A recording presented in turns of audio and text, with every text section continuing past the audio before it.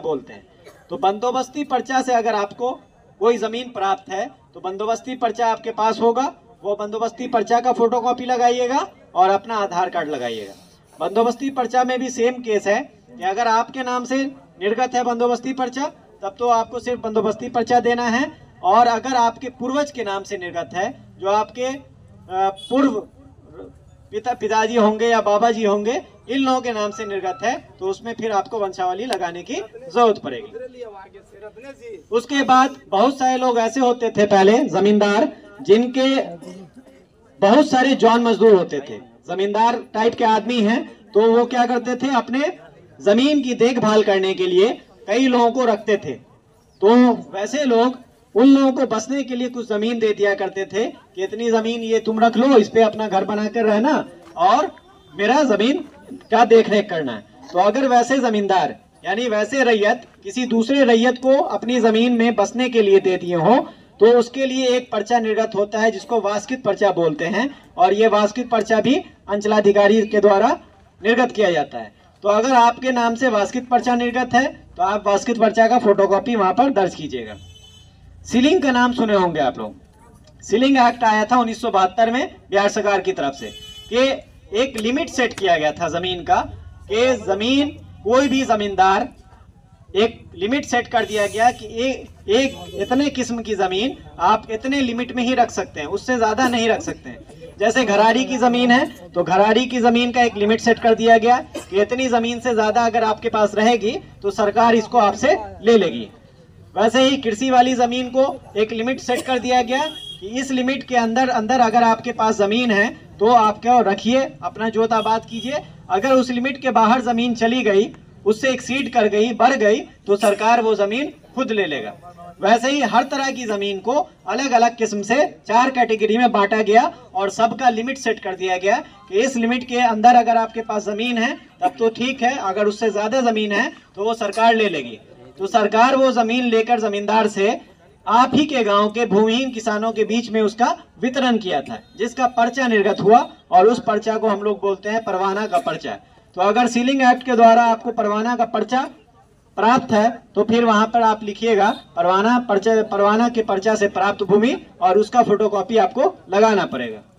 बहुत सारे लोग ऐसे होंगे जिनको भूदान में जमीन मिली होगी, यानी कि दान वाली जमीन आपको उसका पर्चा मिला होगा। तो अगर भूदान का पर्चा आपके पास है तो भूदान का पर्चा आप इसमें लगाइएगा, अपना आधार कार्ड लगाइएगा और फिर कार्यालय में जमा कर दिएगा। लास्ट कॉलम है अभियुक्ति कॉलम, जिसको डिमार्क्स का कॉलम बोलते हैं। अभियुक्ति कॉलम का मतलब ये होता है कि वैसी सारी जानकारी जो इस फॉर्म में पूछी नहीं गई है लेकिन देना आपको जरूरी है, वैसी जानकारी जो फॉर्म में पूछी नहीं गई है लेकिन आपको देना जरूरी है। वैसा केस तब बनता है जैसे किसी जमीन पर भूमि विवाद है, किसी जमीन पर भूमि विवाद चल रहा है, कोई कोर्ट केस चल रहा है। तो अगर कोर्ट केस चल रहा है तो आप अभियुक्ति कॉलम में उस केस का नंबर और उसका साल दर्ज कीजिएगा और वर्तमान स्थिति क्या है वो दर्ज कीजिएगा अभियुक्ति कॉलम में। दूसरा के ऐसा भी हो सकता है, गांव समाज में ऐसा होता है कि जमीन आपकी है, पेपर आपका है, लेकिन दखल कब्जा कोई जबरदस्ती किए हुआ है, कोई दूसरा दखल कब्जा उस पर कर लिया है। तो जमीन आपकी है, प्रमाण आपका है, तो आप क्या कीजिएगा, फॉर्म आप भरिएगा, लेकिन अभियुक्ति कॉलम में वहां पे लिख दिएगा बकब्जे फलाना, यानी कि कब्जा जिसका रहेगा उसका नाम वहां पे दर्ज हो जाएगा बकब्जे में। तो इससे ये प्रूफ हो जाएगा, जब मेरे पास फॉर्म आएगा तो ये प्रूफ हो जाएगा कि ये जमीन आपकी है, जमीन का साक्ष्य आपके पास है, लेकिन आपकी जमीन पे कब्जा किसी और का है। तो ऐसा अगर कोई भी कंडीशन आता है तो आप अभियुक्ति कॉलम में उसको दर्ज कर दीजिएगा। समझ में आ गया? तो यही फॉर्म 2 है जो आप लोगों को भरना है, और ये भर के अपना दस्तावेज लगाकर, आधार कार्ड लगाकर शिविर कार्यालय जो हमारा अंचल ऑफिस में है, बोखरा अंचल में सर्वे ऑफिस, वहां पे जमा करना है। फॉर्म एक ही होता है, फॉर्म अलग अलग नहीं होगा, फॉर्म हमेशा एक होगा। और जितने गांव में आपकी जमीन है, चाहे दूसरे पंचायत में हो या दूसरे गांव में है, हर गांव के लिए अलग अलग फॉर्म आपको भरना पड़ेगा। ये दूसरा फॉर्म देखिए, इसको बोलते हैं प्रपत्र 3-1। ये है फॉर्म 3-1, इसको भी आपको भरना है। इसमें देखिए सबसे ऊपर में जो है वो लिखा हुआ है अंचल का नाम और जिला का नाम। अंचल आपका बोखरा, जिला आपका सीतामढ़ी। तो अंचल में बोखरा लिख दिए, जिला में आप सीतामढ़ी लिख दिए। उसके बाद नीचे में यह है कि उपरोक्त विषय के संबंध में सूचित करते हुए कहना है कि हम लोग इसमें 3 कॉलम बना हुआ है। नीचे में 3 कॉलम का मतलब है कि अगर आप लोग एक साथ जमीन जोत रहे हैं, 3 भाई मिलके जमीन जोत रहे हैं या 2 भाई मिलके जमीन जोत रहे हैं, तो यहाँ पर तीनों का नाम लिखाएगा। अगर 2 हैं तो दोनों का नाम लिखाएगा। अगर एक भाई उसको जमीन को जोत रहे हैं, आपको अकेले हिस्सा मिला हुआ है, तो वहां पे एक का नाम दर्ज होगा। ठीक है, यहाँ पे देखिए ऊपर में सबसे पहले ऊपर में 3 कॉलम है, तो जितना भी कॉलम है उतने आप भर दीजिए। अगर एक आदमी उसको जोत रहे हैं तो एक आदमी का नाम, 2 आदमी जोत रहे हैं तो 2 आदमी का नाम, 3 आदमी उसको मिलकर जोत रहे हैं तो 3 आदमी का नाम वहां पर दर्ज हो जाएगा। उसके नीचे आपका राजस्व ग्राम का नाम है, पुलिस थाना का नाम है, अंचल का नाम है, जिला का नाम है और आपकी जाति है। जाति लिखना आपको कंपलसरी है, क्योंकि खतियान में आपकी जाति लिखी हुई होती है और उसी जाति के अनुसार जो आप अंचल में जाते होंगे जाति प्रमाण पत्र बनवाने, इसी खतियान के बेस पे बनता है।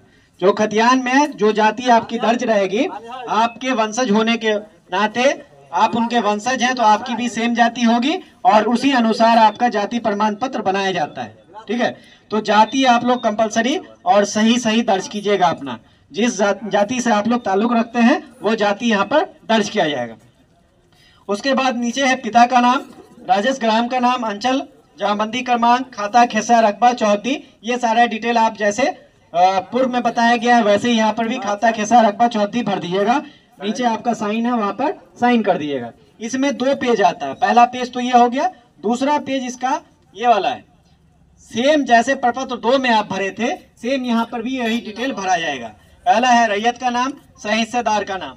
अगर रैयत का मतलब हो गया कि अगर एक आदमी उसको जोत रहे हो, आप लोग बंटवारा करके एक आदमी को मिला हुआ हिस्सा, तो वहां पर उस आदमी का नाम लिखाएगा। पिता का नाम, आपके पिताजी का नाम लिखाएगा। स्थल का नाम, जो अस्थाई पता आपका है वो आपका स्थल का नाम हो जाएगा। अस्थाई पता जिस गांव में आपका घर होगा वो लिखिएगा। उसके बाद खाता नंबर है, खिस्सा नंबर है, रकबा है और चौहद्दी है। आपका जो खाता संख्या है, खिसरा संख्या है, जो रकबा है और आपकी जो वर्तमान चौहद्दी है वो वहां पर दर्ज करना है। उसके बाद जमाबंदी संख्या, जो जमाबंदी संख्या आपको प्राप्त है, जिसके अनुसार आप रसीद कटवा रहे हैं, वो जमाबंदी संख्या यहाँ पर दर्ज होगा। उसके नीचे साइन है, साइन कर दीजिएगा। ये 2 तरह का फॉर्म है, ये दोनों फॉर्म आप भर के शिविर कार्यालय में जमा कीजिएगा। अब आप लोग एक बात सुन लीजिए कि इसके साथ साथ कौन सा दस्तावेज लगाना है, कौन कौन सा पेपर लगाना है जो आपको इसके साथ अटैच करना है। सबसे पहला होता है खतियान।